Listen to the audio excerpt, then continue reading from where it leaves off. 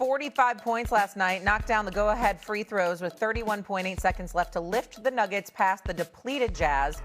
Just barely, though, 128-125. Denver now sits fifth in the Western Conference, 9 games behind the first-place Thunder. The Thunder, big favorites to repeat as NBA champs, currently at plus 140 according to DraftKings Sportsbook.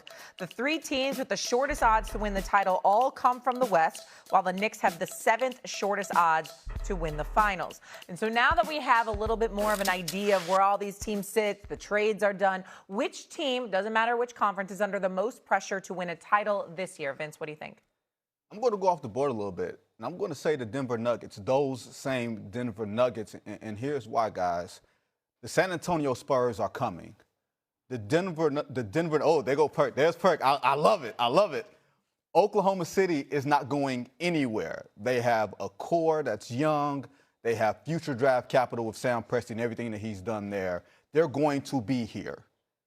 San Antonio, we know with Big Slim, they're going to load up. Denver has, to me, the shortest runway to capitalize on the best of the rest of Nikola Jokic. He's 31 years old. He could very well win MVP for a 4th time. And I know we're not in a dynasty era, Stephen A. and Perk, but for someone to have 4 MVPs and to come away with possibly just 1 championship as possibly the singular player post-LeBron James era, that will be looked at as a disappointment.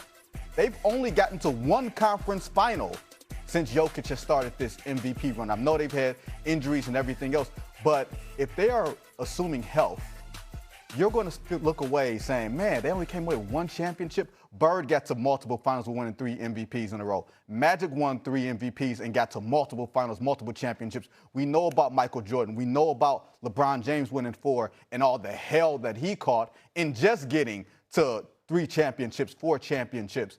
Nikola Jokic and the Denver Nuggets are going to be held historically to that same standard, and I don't know how much longer they have with this core, even if they get healthy, while everybody else, it feels like they have a longer runway. Perk? Go ahead, Perk. Man, Vince, bro, I Did I make your skin crawl again, do a Perk? great job, but today, you off your block a little bit this morning, man. Yes. The fact that you said that the Denver Nuggets, a team that already has the NBA championship, is under the most pressure. They're not even close in that conversation, if you ask me, to be honest with you. And the team that's under the most pressure is the Cleveland Cavaliers.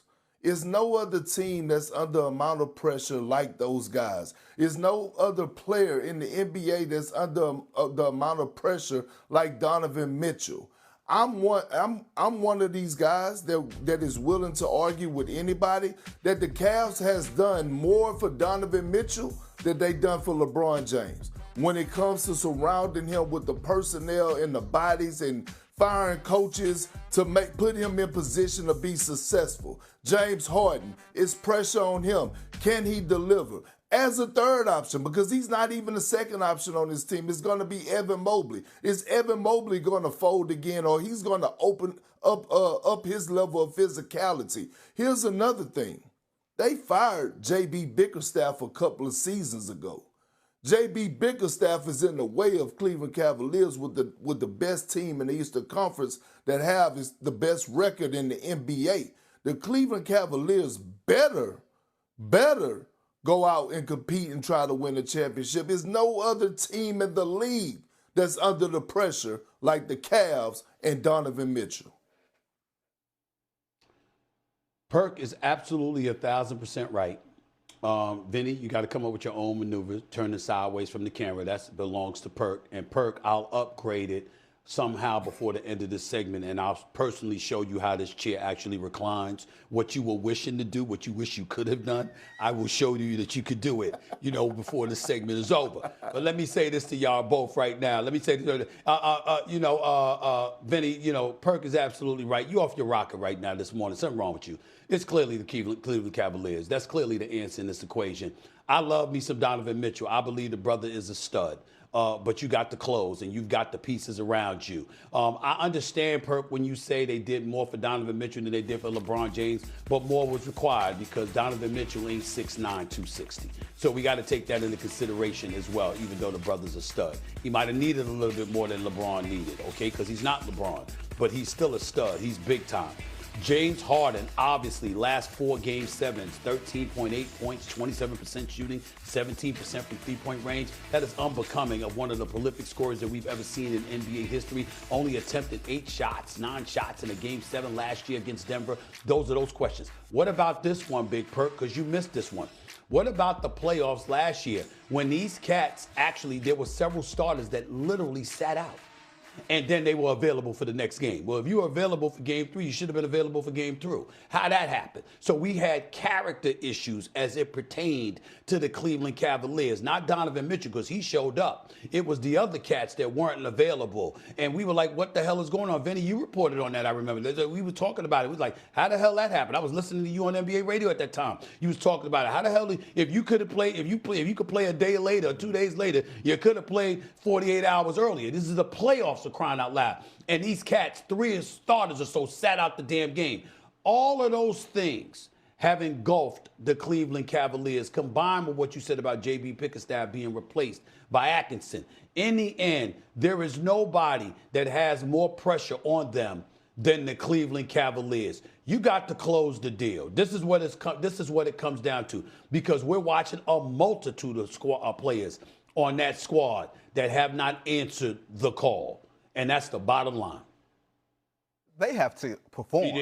James Harden has to play well and play up to an MVP type of standard. He can't underperform. I don't think he has to get to the NBA Finals. Donovan Mitchell has to get to the. Don't do that, Stephen. Don't do that, Stephen. The Cavs feel like a little more individualized pressure than it does total team pressure. Okay, well, he figures out how to recline. Figure it out, He doesn't even know how to recline us.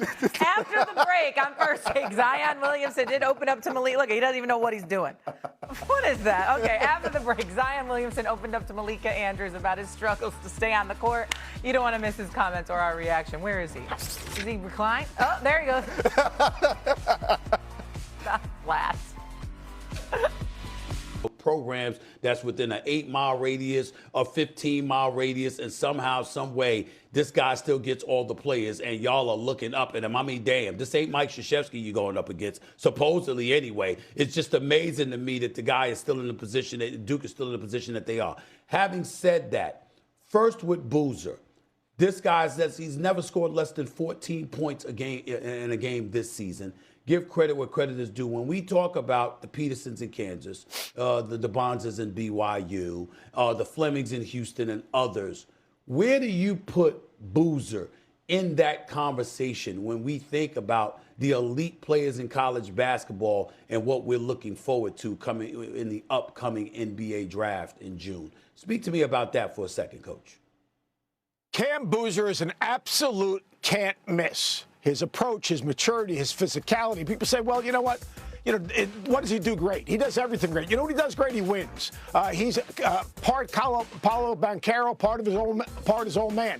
Great hands, first to the floor, great teammate, can shoot the 3, plays out of double teams, can drive closeouts, defends on the perimeter, defends in the post. But more importantly, it's the intangibles. It's his approach. The dude's approach is just different. Now, is he as athletic as DeBanza? No. Can he make shots like Peterson? No. Is he dynamic off the bounce like Acuff? No. But you know what he does?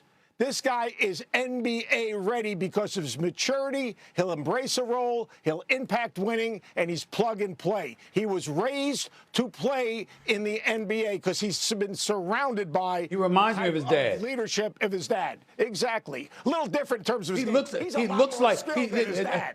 He's more skilled than his dad. Yeah, I know that. Yeah. But I'm talking about from the athleticism, which was somewhat limited, but a huge body, knows how to use it. Intelligent. Carlos Boozer, people forget that in his earlier parts of his career in Cleveland and then ultimately in Utah, Carlos Boozer was a monster now. We keep forgetting how effective he was as a player on the interior. That's what I'm looking at. When I see Cameron Boozer, I see his dad, even though obviously he's a bit more athletic.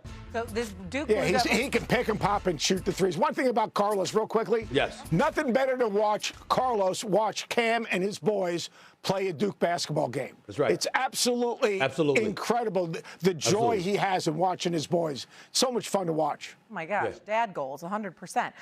So this Duke Blue Devils team, very talented. They'll face North Carolina. That was their only conference loss this season. They have a chance to avenge that on Saturday when these two teams meet for the regular season finale. But as we open this up to a bigger picture, again, it's March. We're about to get our brackets ready here. Let's remove Duke from